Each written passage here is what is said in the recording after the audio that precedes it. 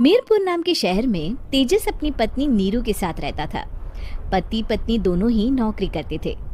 एक दिन तेजस गांव अपनी माँ के पास फोन करता है।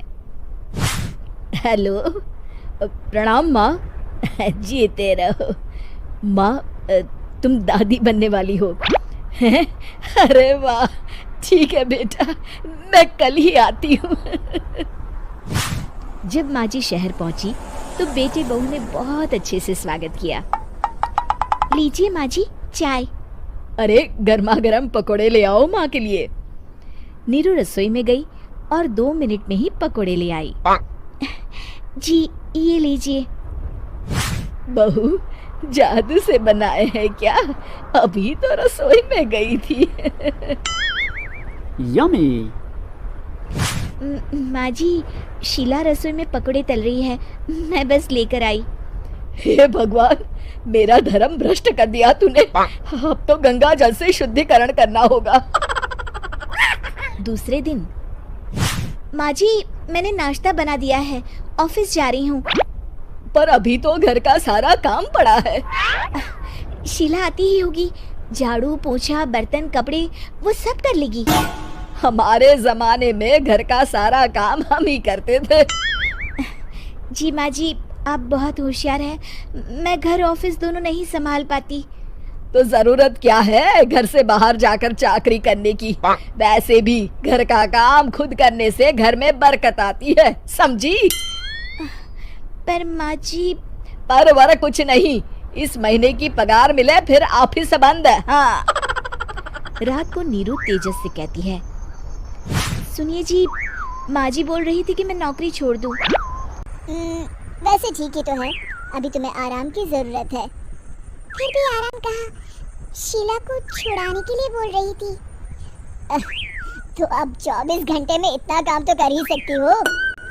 पर जॉब पसंद है मुझे, घर पर मन नहीं लगेगा। अगले दिन जब दोनों ऑफिस के लिए निकल रहे थे, मेरी तो कोई कीमत ही नहीं है इस घर में। माँ जी, आजकल महंगाई बहुत है, रहन सहन भी बदल गया है। दोनों नौकरी करते हैं तभी ठीक रहता है। अच्छा, तू कहना क्या चाहती है? मेरा बेटा तुझे बिठा के खिला नहीं सकता?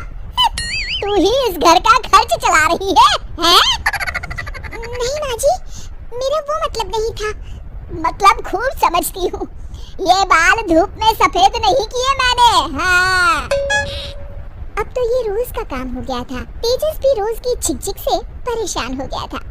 एक दिन उसने कहा, नीरू, वैसे भी तुम्हें मैटरनिटी लीव मिलने वाली है, तो अभी से ही छुट्टी ले लो। पर क्या, मेरी सैलरी अच्छी खासी है। आखिर नीरू ने रिजाइन कर दिया। जब बच्चा हुआ तो घर में सब बहुत खुश हुए। कुछ दिनों बाद तेजस फाइल देख रहा था। क्या हुआ तेजस, कुछ परेशान लग रहे हो? हाँ, वो हमारी जितनी सेविंग्स थी वो तो हॉस्पिटल में और छठी के फंक्शन में खत्म हो गई है नीरू। और अभी वैसे मंदी चल रही है तो मैं बोल रही थी कल मुन्ना को हेपेटाइटिस का टीका लगवाना है। नीरू, क्या पोस्टपोन नहीं कर सकते? नहीं जी, बिल्कुल नहीं। अब तेजस को समझ में आ रहा था कि उससे गलती हुई है। पैसों की कमी का असर घर के माहौल पर भी पड़ रहा था। अगले दिन, बेटा मेरा चश्मा और ये दवाइयाँ ले आना, पर्चा देते हुए माँ जी ने कहा। जी। तेजस, मुन्ना के लिए दूध का डिब्बा और डायपर भी ले आना, और ये किराने के सामान की लिस्ट है, इसे भी लाना है। तेजस गुस्से में लिस्ट मरोड़कर फेंकता है और चिल्लाता है, पैसे क्या पेड़ पर उगते हैं? ये ले आना, वो ले आना। अरे पर ये जरूरत का सामान ही है। वो गुस्से में बिना कुछ कहे ऑफिस चला गया। अरे अरे लंच तो ले जाइए। नीरू दौड़कर डिब्बा पकड़ाती है। एक दिन खाना खाने के बाद, नीरू, अब तो मुन्ना कुछ बड़ा हो गया, तो अब तुम वापस ज्वाइन कर लो ना जॉब। पर इस रिसेशन में जॉब मिलना बहुत मुश्किल है, ट्राई तो करो। फिर मुन्ना, माँ जी है ना, और एक फुल टाइम मेड भी लगा लेंगे। पर माँ जी, उन्हें तो पसंद नहीं।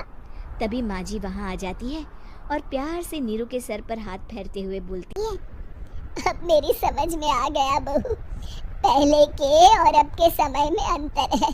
तुम काम शुरू करो, मुन्ना की जिम्मेदारी मेरी। मेरी प्यारी माँ जी। ये कहकर नीरू उनके गले लग गई। शिक्षा, परिवर्तन संसार का नियम है, हमें भी समय के साथ चलना चाहिए। उम्मीद है कि आपको हमारी ये कहानी पसंद आई होगी। कृपया हमारे चैनल को सब्सक्राइब करें और सभी अपडेट्स के लिए बेल आइकन जरूर क्लिक करें। और हाँ, वीडियो लाइक और शेयर करना मत भूलिएगा। Bye bye.